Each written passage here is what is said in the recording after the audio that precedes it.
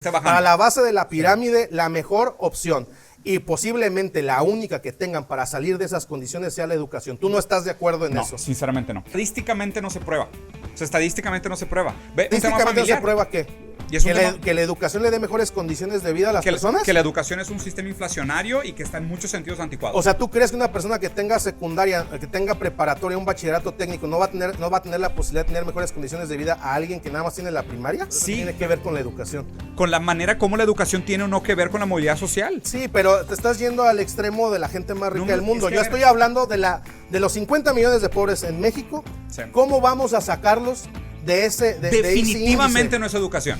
Entonces, ¿qué es? Cambio estructural, cambio político, condiciones materiales. ¿Y cómo vamos a lograr, vamos a lograr esos cambios? Mira, tu premisa es cambios estructurales. Sí. Para lograr hacer cambios estructurales, requieres que el Estado los genere a través de políticas públicas. Sí, infraestructura. ¿Cómo la gente va a lograr tener la conciencia de poder votar por iniciativas que privilegien eso si no tienen educación para poder discernir entre un político que les está vendiendo humo y un político que realmente está basando sus propuestas en cambios estructurales? Todas las premisas que estás tomando como ciertas que no te has cuestionado. Caballeros, quería más y aquí estoy con Diego Rusarín. Acá siempre hay más.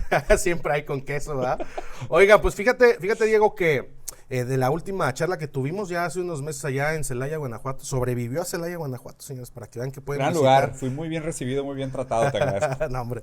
Oye, quiero hablar contigo, quiero hacerte algunos planteamientos, no sin antes preguntarte a ti ahorita cuál es tu planteamiento en general con respecto a el uso efectivo de los sistemas educativos, o si queremos hablar de México, del sistema educativo mexicano, y qué tanto ese entorno está empujando o mejorando o destruyendo la calidad de vida de las personas. ¿Cuál es tu postura? Y de ahí voy a tratar de yo hacer mi planteamiento. O sea, en un sentido filosófico, el rol de la educación debería educarte a pensar. O sea, la educación debería enseñarte a pensar. Pero contextualizando a mi noción de lo que es la filosofía desde el materialismo dialéctico, es que la educación también no es algo causa de sí, sino que la educación es consecuencia de una serie de condiciones anteriores. Entonces la educación no surge de la nada, sino que la educación surge, en un sentido hegeliano, de la intención de la libertad, del espíritu de la libertad manifestándose a través de la creación de estas instituciones, si quisieras verlo así, ¿no? Pero pues obviamente estas instituciones, en un sentido materialista, son consecuencia de toda una relación entre poderes materiales anteriores. Entonces, ¿qué es la escuela? ¿Qué son las instituciones educativas? ¿Para qué sirve la educación realmente en ese sentido? ¿Y por qué la premisa original de la escuela nos debería de enseñar a pensar y no tanto enseñarnos cosas? Enseñarnos temas, sujetos, funciones, sustancias, herramientas, técnicas, sino realmente enseñarnos a pensar.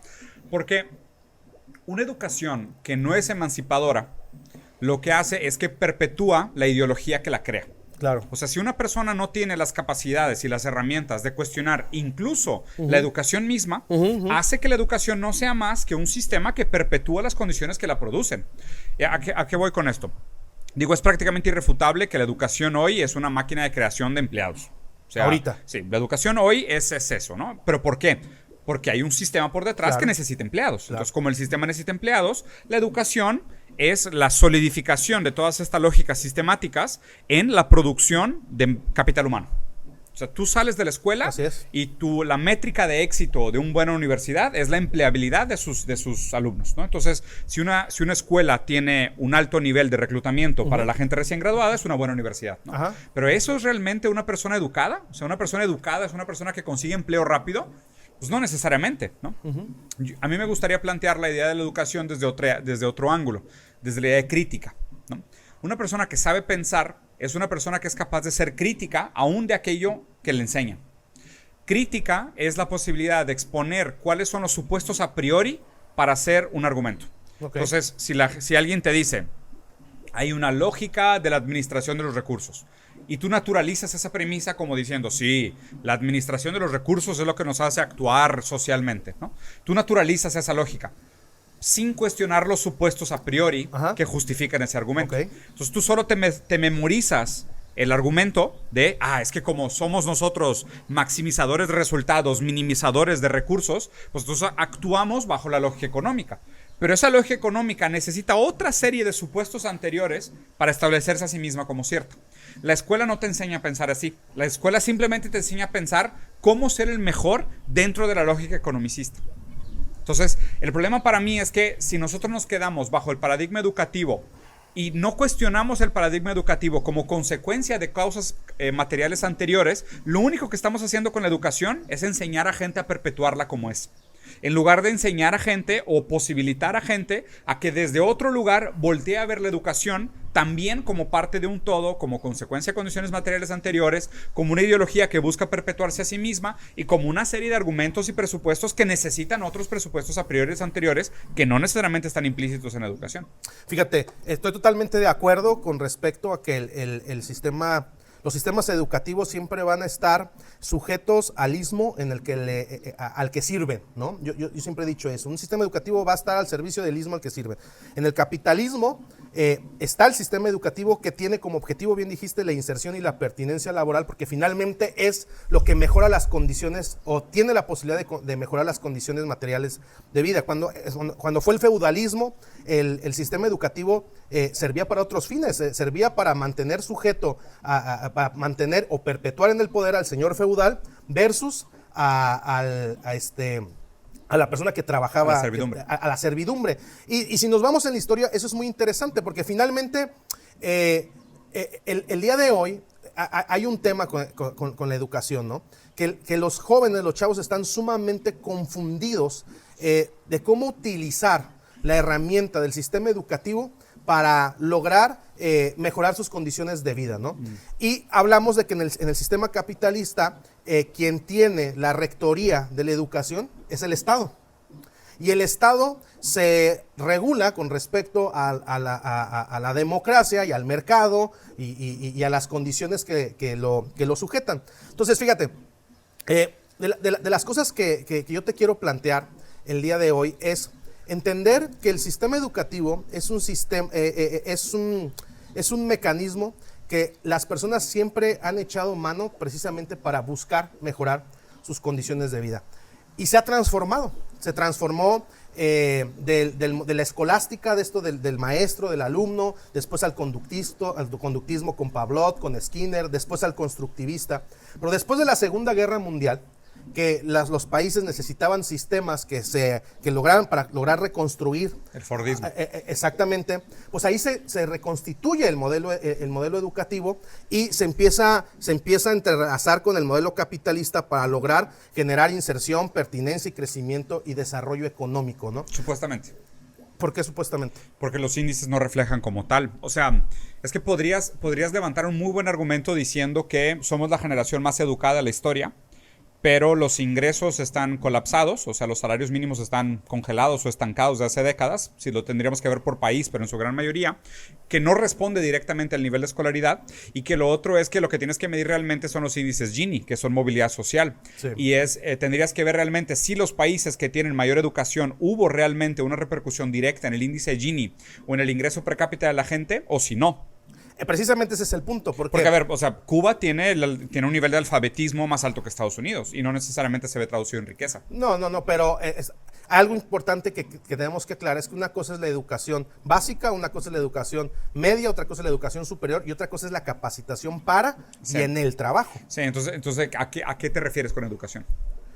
A toda la ruta que un ser humano ahorita en el modelo económico en el que estamos viviendo, transita de manera obligatoria. O sea, porque hoy es obligatorio estudiar. ¿Tú te dices que la educación te saca a la pobreza? Es la mejor herramienta que tenemos hasta ahora. Es la mejor herramienta que tenemos hasta ahora, materialmente, con resultados, sean, si quieres, pobres, pero es la mejor herramienta que tenemos para el desarrollo y el progreso de la humanidad, el sistema educativo. Y por eso, más bien, mi tesis es que debemos de poner más atención en transformar los sistemas educativos para entonces hacer de esta herramienta una herramienta muchísimo más pertinente de la que hoy es, en donde se integran también estos elementos que tú dices, que enseñan a la gente a pensar. Ok, la gente puede llegar a pensar, pero finalmente la gente también en este sistema económico va a necesitar trabajar. Entonces, yo soy de la idea que la gente necesita aprender a trabajar, necesita aprender a pensar y que el sistema puede convertirse en lo que el entorno requiera, pero que tenemos que tener una participación más crítica en cómo se constituyen los sistemas educativos en cada país, que en este caso pues es a través de la democracia. O sea, hay muchas premisas muy complicadas y codependientes unas de otras. O sea, vámonos a hechos duros. Okay. La herramienta que más ha sacado gente de la pobreza en el mundo es el Partido Comunista Chino. Sacó 250, 270, depende exactamente cuándo lo midas, 270 millones de personas de la línea de pobreza. Entonces, ¿Cómo lo hizo? Pues a través de muchas cosas. Creación de infraestructura, empleos, transformar de un modelo agrícola a un modelo industrial. O sea, hay muchas cosas. Pero ¿cómo logra eso? Pero no solo es educación. Pero la educación es lo que genera las capacidades humanas para la transformación. Entonces, una persona de la nada... No, le estás atribuyendo un valor mesiánico a la educación. No. Es que el ser humano... O sea, según tú, China, o sea, lo que hizo fue educación. No, es que el ejemplo de China es un ejemplo sesgado de encuadre. ¿Cómo que sesgado? Hay un montón de gente ahí. No. Dime quién más sacó millones de personas de la pobreza y cómo. El capitalismo sacó millones de personas de pobreza. El capitalismo. Claro que sí. Pero a ver, por supuesto. 280 fueron en China. Ahorita, sí, pero en China hay esa cantidad. O sea, me estás aventando un argumento. Te estoy dando un número, no es un argumento. Por eso, pero es un número que corresponde a China. ¿Sí? No corresponde a la realidad mundial. Porque hay otros países que no tienen los 280. ¿Cuántas personas hay en China? 1.4 billones. Ok, en México hay 124 millones. No, pero a ver, tú empezaste diciendo que la educación era la herramienta que más podría sacar gente de la pobreza. Sí. Yo te estoy diciendo que el mecanismo o herramienta que más ha sacado gente de la pobreza es el Partido Comunista Chino. Pero el Partido Comunista Chino, ¿cómo desarrolló? ¿Cuál fue?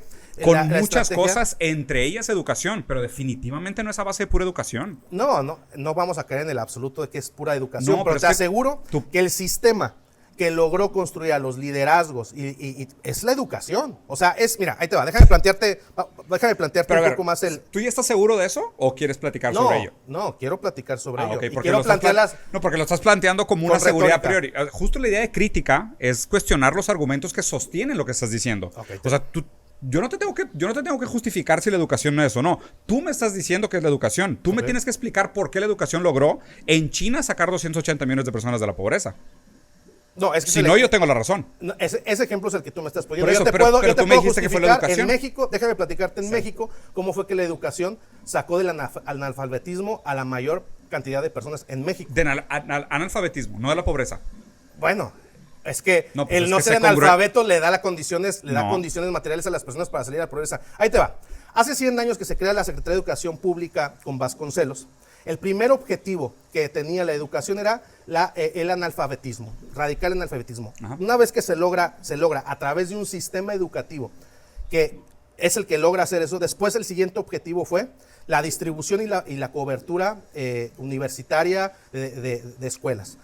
Eso hizo materialmente que México pasara de un sistema agropecuario a un sistema industrial. Si no hubiera existido el sistema educativo que le enseñaba a leer y a escribir a la mayoría de los mexicanos, no hubiera pasado a un sistema, no estoy diciendo que no estoy diciendo que sea la condición única. Estoy diciendo que fue la herramienta que logró hacer la transición. Sí, lo que dijiste es que era la más importante y la más eficiente en sacar gente de la pobreza, y es donde te estoy cuestionando. O sea, lo que estoy cuestionando es tu premisa absolutista. O sea, la premisa absolutista dejas de cuenta como una serie de supuestos a priori que creo que no estás consciente de lo que estás diciendo. O sea, a ver, si no existiera la capacidad física y la herramienta física para ejercer esos conocimientos adquiridos, los conocimientos adquiridos no sirven de nada. O sea, yo te puedo enseñar programación, pero si no tienes compu, pues no sirve de nada que sepas sobre programación. Sí, pero no estamos hablando de estudiar programación porque necesitas una computadora. Estamos hablando de habilidades básicas. Es que está bien raro porque la manera como planteas el argumento, te das cuenta que a cada rato mueves la portería. Primero dices que educación es una cosa, que es todo. Y luego no, es solo una cosa, que es lo básico. O sea, hay que poner criterios claros para saber de qué estamos discutiendo. Si no... Te estoy dando un criterio claro. El criterio claro es... Estamos hablando de México. Te fuiste a un punto que desconozco, el de China. Pero es que tú dijiste que la educación es lo que más ha sacado gente de la pobreza. Y te dije que no. Pues es que los datos así lo dicen. Pero es que no. Lo que más ha sacado gente de la pobreza es el Partido Comunista Chino, 280 millones. Dame un mecanismo, herramienta, sistema o institución que haya sacado más gente de la pobreza. No lo hay. En México, en el mundo. O sea, tú hiciste el argumento de manera absolutista. Yo te corregí. No, es que en el mundo después de la Segunda Guerra Mundial. Estás haciendo otro argumento. Pues estoy tratando de... Perfecto, estoy tratando de, Está perfecto. de Es eso. responder a la retórica. Tú me hiciste un argumento, yo te di el contraargumento de por qué el argumento que habías hecho A ver, estaba vamos fuera a de lugar. organizarnos. El argumento, mi argumento es, la educación es posiblemente, porque lo digo posiblemente, sí, para no caer en el absoluto. Para no caer en el absoluto. Porque si vengo a hablar es que puedo cambiar de opinión. O es una de las. Es una de las. Ahí sí te la doy. Pero Ahí yo sí sí te la doy. considero que es la que más posibilidad tenemos de incidir de manera democrática porque está instalada en el Estado. Ahí sí no te la voy a dar. Ahí te va por qué. Ok. El problema de la relación entre política y educación, ¿ok? No existe tal cosa como un vacío ideológico. Los vacíos ideológicos siempre se ocupan, ¿ok? Incluso la decisión de qué es político y qué no es político es una decisión política, ¿ok?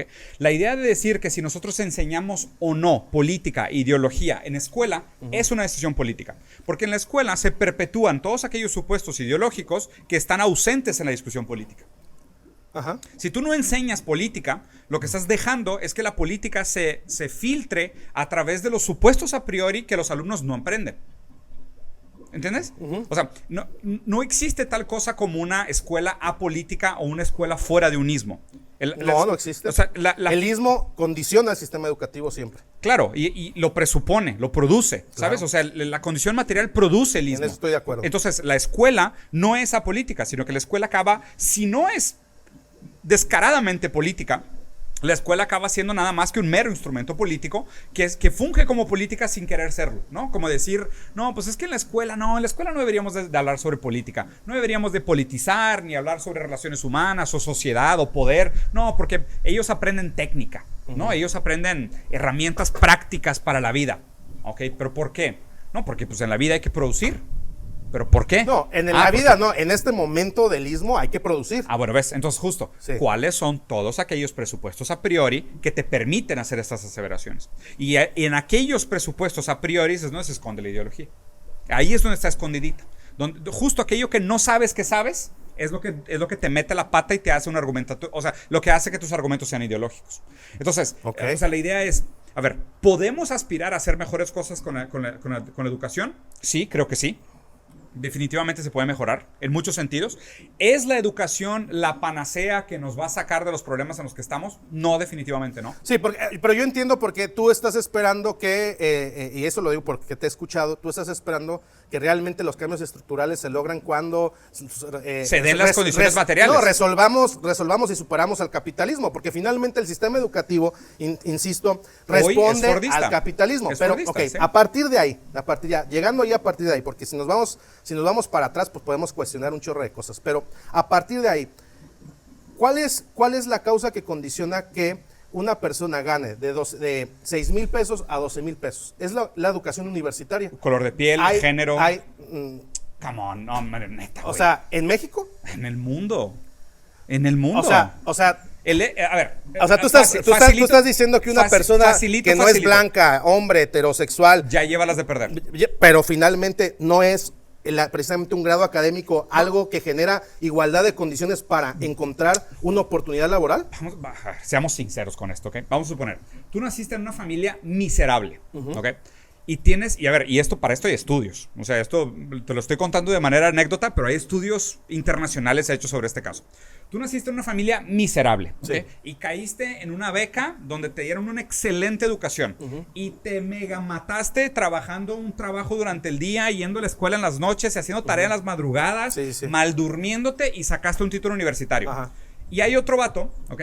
Que no hizo nada toda la vida. Y igual le dieron beca porque su tío era decano de la universidad y el vato pasó porque sobornó a todos los maestros, igual tiene exactamente el mismo título, pero su tío lo recomendó para el puesto. Las probabilidades reales es que ese güey recomendado, huevón, acomodado, privilegiado estructuralmente, tenga todas las de ganar versus el vato que se esforzó y sacó el título. Sí, pero eso son otras causas. Eso es el mundo real. Condicionan, pero no fue su tono de piel, no fue su circunstancia, fue su condición material y la oportunidad que tuvo contingencialmente ahí, ¿no? Sistemáticamente hay una serie de relaciones de poder que privilegian algunos colores de piel, algunas preferencias sexuales, algunas habilidades, algunas capacidades contra discapacidades que permiten el acceso a ciertas oportunidades de trabajo que otros no lo tienen.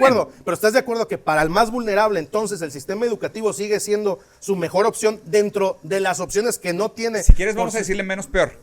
No, o sea, menos peor, te la aconsejo, menos peor. Pero para así esa te la persona vulnerable, que tú dices que tiene menos oportunidades, Sí. el sistema educativo que provee el Estado, del nivel que sea, sigue siendo su mejor opción. Es la menos peor. Es ahí en donde entonces baso la premisa en donde para las personas en este ismo, en el capitalismo, la mejor opción de la que pueden echar mano fuera de las condiciones que les tocó vivir es el sistema educativo. Pero te das cuenta lo absurdo que es el argumento. A ver. O sea, te llevé del absolutismo de decir Sí. que la educación era como la No, pero herramienta más tú poderosa.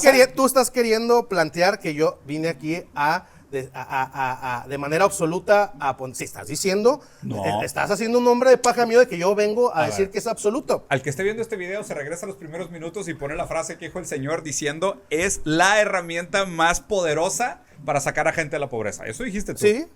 Eso, sí. De ahí estoy partiendo. Ok, después pasaste a es una de las. Sí. Ok, y ahorita porque ya llegamos. concedí tu retórica. Claro, y ahorita ya llegamos a pues, la menos peor.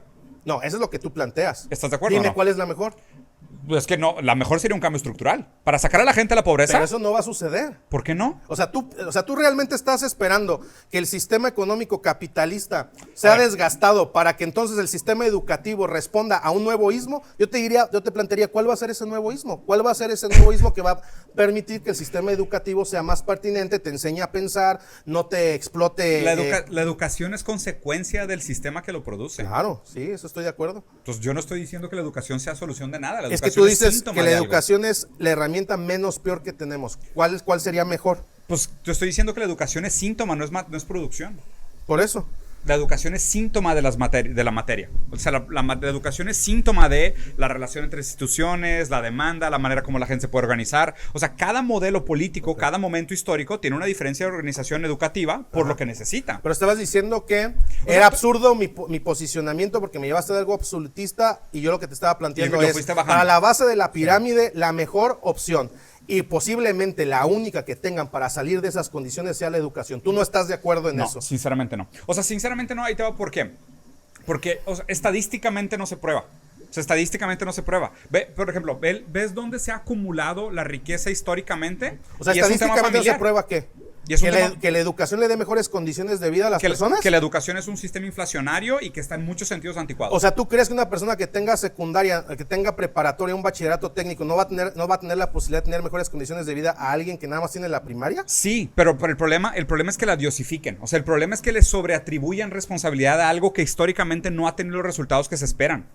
O sea, ese es mi problema. ¿Cuáles son los resultados? Es que todo lo que vemos aquí Ahí te va. es resultado de un proceso dialéctico educativo. ¿El dialéctico educativo? Sí, ¿Qué es eso?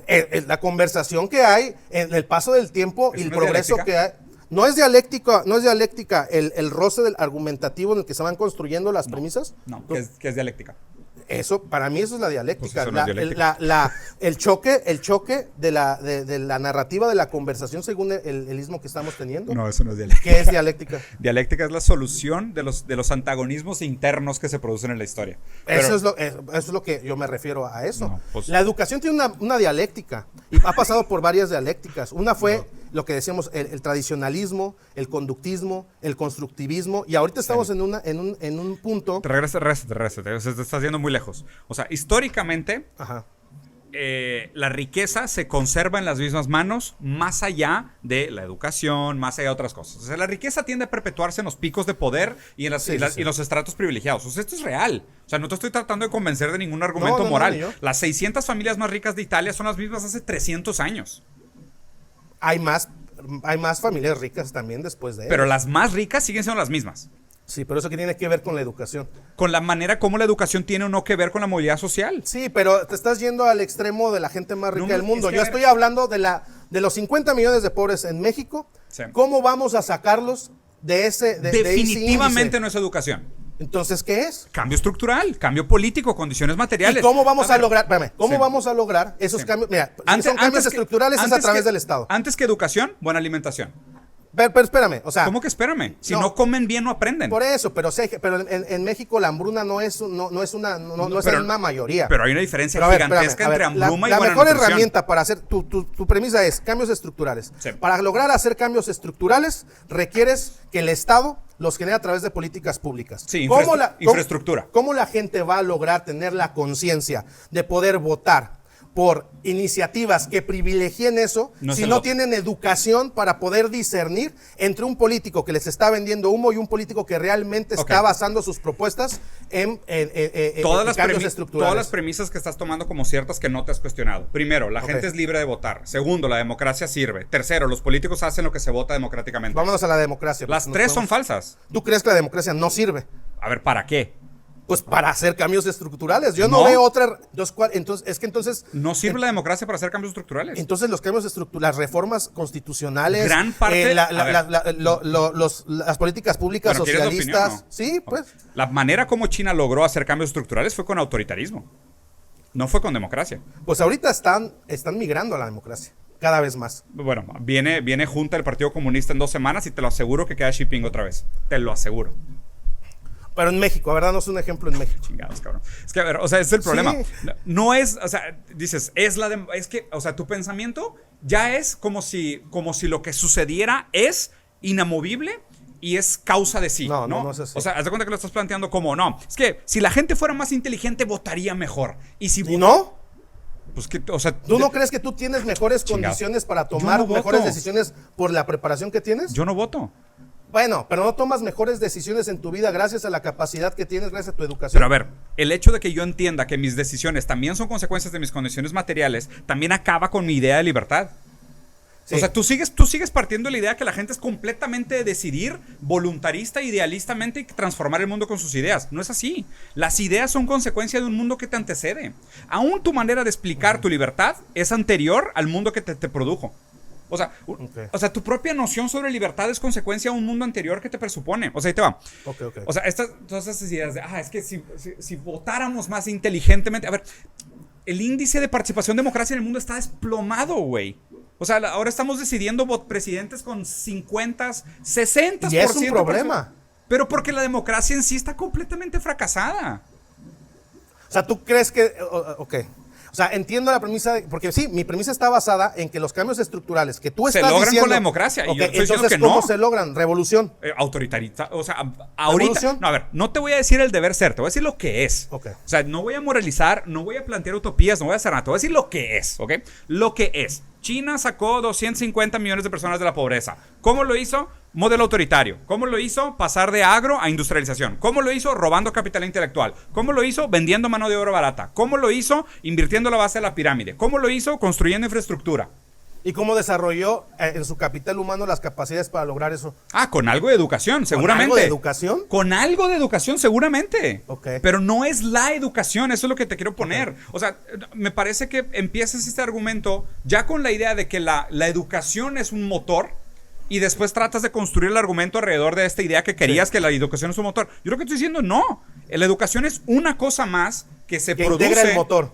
Sí, es un engrane dentro del motor. Okay. Pero ni siquiera es causa de. O sea, ese es el problema. Sí, yo sí creo o sea, sí, diste con el punto. Yo sí estoy en el punto y sí, evidentemente con la apertura para cambiar mi punto de vista, ¿no? Yo sí estoy en el punto que la educación es la causa que condiciona a las personas para lograr hacer los cambios estructurales que tú planteas son necesarios para que entonces las condiciones materiales de la gente, específicamente de la gente pobre, cambien.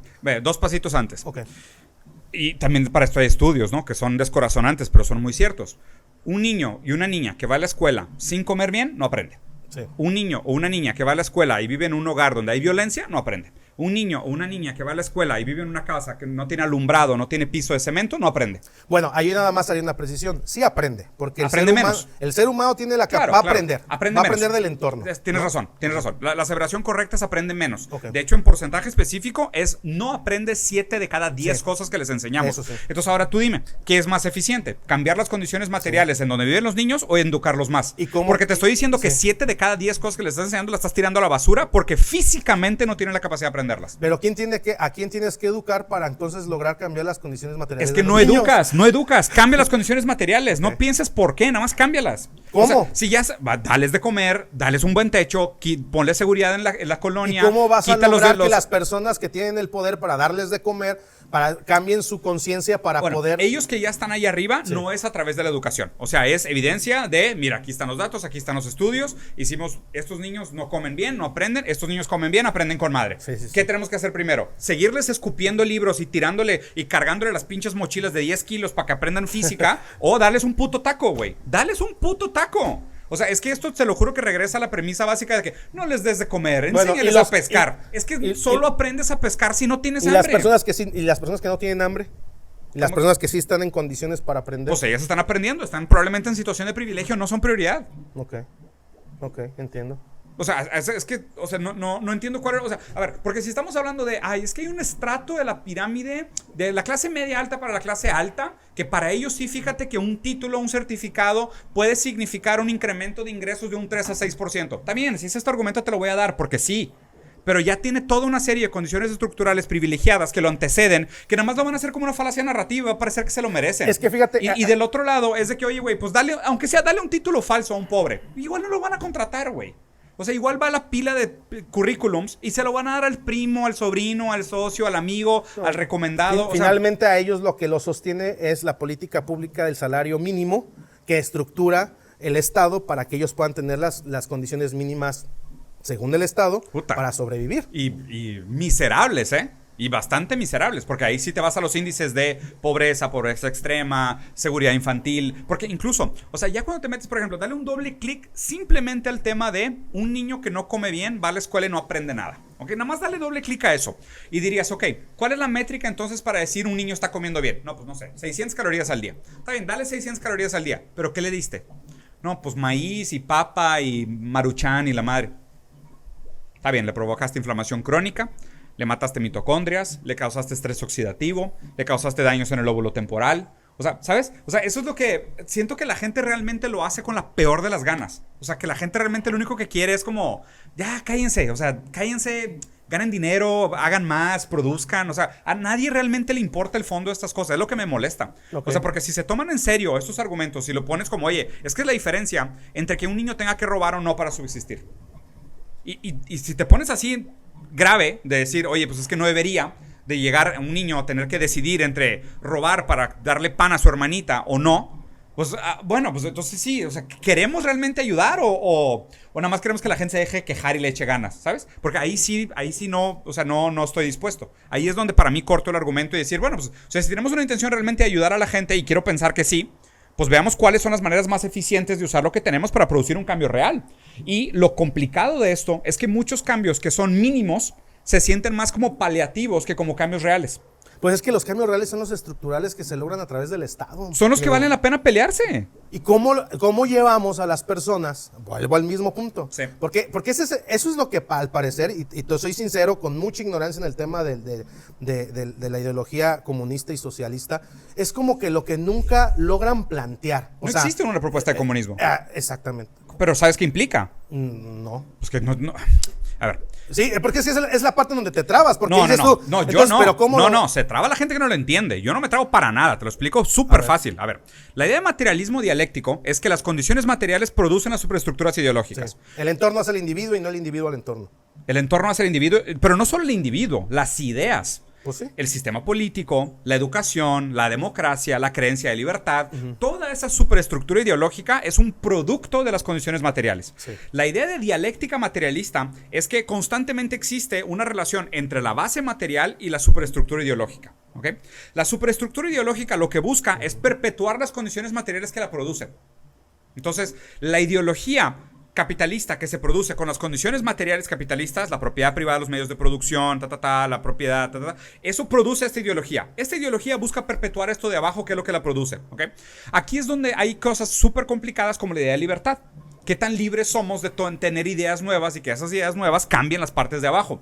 Yo no creo que seamos completamente libres de tomar decisiones ideológicas que cambien la base material. Yo sinceramente no lo creo. Ahí tu postura con la democracia, que finalmente esa es como la gran propuesta de la democracia. Güey, porque justo es como dijeras. Ya te entendí eso. O sea, porque ahí donde te atoras es decir, cabrón. Está bien, la gente realmente es libre de cambiar el mundo a través de sus ideas, ¿y por qué no ha pasado? Entonces solamente hay que esperar a que las condiciones materiales produzcan ideas nuevas. Pero es que así ha sido. Es que así ha sido históricamente. Esto es lo peor del caso. Así ha sido históricamente. Históricamente, justo, estos antagonismos históricos... Cabrón, es que justo, estos antagonismos históricos son los que producen los cambios materiales. ¿Y por qué? Porque, y es que ve... Es que esto es tomarse Marx en serio. ¿Por qué no existe una propuesta de comunismo? Porque Marx sabe que cualquier ideología que él pudiera plantear desde las condiciones materiales del capitalismo... Va a forzar. Son completamente falsas. Sí. O sea, porque si tú tratas... Él hubiera sido idealista. Si Marx hubiera dicho, este es el comunismo y todavía no están las condiciones materiales, él lo que está haciendo es un planteamiento ideológico de lo que es el comunismo desde las condiciones materiales capitalistas. La única manera como nosotros vamos a ver cuáles son las nuevas organizaciones superideológicas en el sentido de la superestructura es cuando cambian las relaciones materiales. Si no cambian las relaciones materiales, no hay nada que hablar ideológicamente. Lo único que hizo Marx es una crítica a la economía política del capital. No, y como que hasta medio la admira, ¿no? Obvio. O sea, dice, porque es el que mejor la sí. entiende. La entiende mejor que los idealistas, porque los idealistas no te hablan del capitalismo real, te hablan del capitalismo del deber ser, que no existe en ningún lugar del mundo. Ningún lugar del mundo. Por eso el materialismo dialéctico parte del análisis de la materia, de las cosas como son, de los hechos históricos, de las decisiones políticas, de las relaciones de poder. Diego, la neta, gracias por darme chance de llevarte la contraria. Yo creo que... Te encanta, cabrón. Sí. A ver, es que a ver, y yo estoy en ese proceso. Sí. Tú decías, es que tú ya traes, sí, es que lo quiero poner así porque quiero que me mandes a pensar, que me mandes a estudiar. Ahorita voy a irme a meter a estudiar el comunismo chino porque me metiste en una madre, güey, que, o sea, el comunismo chino, pues, no sé, pero al último, creo que yo me llevo eso, la gente que está viendo esta discusión, pues finalmente creo que son las discusiones que debemos hacernos más seguido, escuchar las posturas. Yo, la verdad, recomiendo que si ustedes escuchan a Diego seguido, que seguramente es mucho más conocido Diego que yo, si métanse a leer a Marx, porque es la base es la base teórica para poder entender muchos de los argumentos que él pone. Y también pues empezar a leer. ¿Tú qué me recomendarías de lectura de derecha, güey? O sea, porque yo vi que te dije Agustín Laje y pusiste cara como de fuchi, pero pues Agustín Laje está proponiendo como un debate muy interesante con el libro de Batalla Cultural. No te quiero llevar a hacer una opinión de él, porque no es el caso, pero sí de su postura y de dónde quieren llevar ¿qué opinas de eso? O sea, ¿o cuál es la recomendación ahí? Pues para no quedarnos solamente con esta idea de o sea, una lectura de derecha. Seria. Es que está bien raro porque estás postulando que toda la lectura marxista es de izquierda, y esto también ya es medio hombre de paja. No. O sea, ahí te va. Para la gente que está escuchando esto, la diferencia de una conciencia de izquierda contra una conciencia de derecha es que la conciencia de izquierda parte desde lo macro a lo micro. O sea, la conciencia de izquierda parte desde al individuo. El mundo. Okay, ¿cómo es el mundo en el que vivimos? Okay, ¿cómo es el continente en el que vivo? ¿Cómo es el país en el que vivo? ¿Cuáles son todas aquellas cosas que me condicionan a mí como individuo y cómo actúo yo, pero como consecuencia de todas aquellas grandes cosas que me condicionaron? La derecha tiende a pensar al revés. Tiende a pensar desde el individuo y cómo el individuo afecta a la familia, cómo la familia afecta a la sociedad, cómo la sociedad afecta al país, cómo el país afecta al continente y cómo los continentes condicionan el mundo, ¿no? Pero es un pensamiento que parte el individuo hacia afuera, y el pensamiento izquierda tiende a partir, y de nuevo, su generalización, tiende a partir de lo macro hacia el individuo. Piensa el individuo como consecuencia del mundo, no el mundo como consecuencia del individuo. Esta discusión para mí ya ni siquiera es un tanto el tema de izquierda contra derecha, es un tema de materialismo contra idealismo. Okay. Por el de siempre, de la discusión de siempre. Esta para mí se me hace una discusión bastante válida todavía, ¿no? Por el hecho de no entender cómo funciona completamente la mente, apenas nos estamos metiendo a entender los sistemas complejos, más allá de los sistemas complicados, que son muy diferentes, la lógica de la filosofía de sistemas, que también complica mucho el debate y lo hace mucho más gris y no tanto blanco y negro. O sea, hay una serie de cosas donde sí me parece que es muy interesante el debate. Pero danos un autorcillo para irnos. No, sí, a eso voy. O sea, por ejemplo, yo te recomendaría, por ejemplo, empezar con Kant. O sea, la lectura de Kant aquí se me hace fundamental, simplemente por la idea de crítica. O sea, simplemente la idea de entender cuáles son los supuestos a priori para poder levantar argumentos, que es algo mucho más básico. Y Kant es un autor todavía del idealismo y lo que tú quieras, y de él antecede. Después viene Hegel, que todavía se pone más idealista. O sea, ahí primero, o sea, si van a hablar de idealismo, hablen de los idealistas reales, ¿no? Porque, a ver, hablar de política de derecha o inclusive economía de derecha, yo te diría, Rothbard, pérdida de tiempo. Digo, léelo, se te va a hacer un nudo en el estómago con las pendejadas que hice, güey. La escuela austriaca. Sí, Mises es peor, güey, ¿sabes? Y luego te vas a leer gente como Adam Smith y te das cuenta que son en contra del rentismo. Su utopía era el socialismo. La utopía de Smith era el socialismo, ¿eh? Y vayan a leer. Luego te dice cosas como en contra de... O sea, te dice... Adam Smith diciendo cosas como... Para que exista un rico tienen que existir 500 pobres. Y si no me equivoco es exactamente 500 pobres lo que le dice en el libro. O sea, léanlo. O sea, y se van a dar cuenta que mucho de lo que es el supuesto discurso de derecha... O está escogido a dedito, ¿sabes? O está manoseado de que maleadón. O de plano es mentira. Así de fácil, ¿no? O bueno... Cásense con la idea idealista. Pero vamos a hablar entonces de cómo ha cambiado nuestra noción de entendimiento del mundo, de un mundo idealista, moderno, a cómo están las cosas hoy. A cómo entendemos el tema de libertad, conciencia hoy en día. Entonces, o sea, yo recomendaría, o sea, para la conversación que tuvimos y sobre todo para la idea de educación, la lectura de Kant se me hace fundamental, principalmente por la idea de crítica. O sea, busca cuál es el concepto kantiano de crítica. O sea, ¿qué significa la crítica para Kant? Es dos cosas. ¿Qué significa la crítica para Kant? ¿Y qué significa el uso de la razón pública para Kant? O sea, ¿cuál es la responsabilidad del uso de la razón pública para Kant? ¿Y cuál es la implicación de la crítica?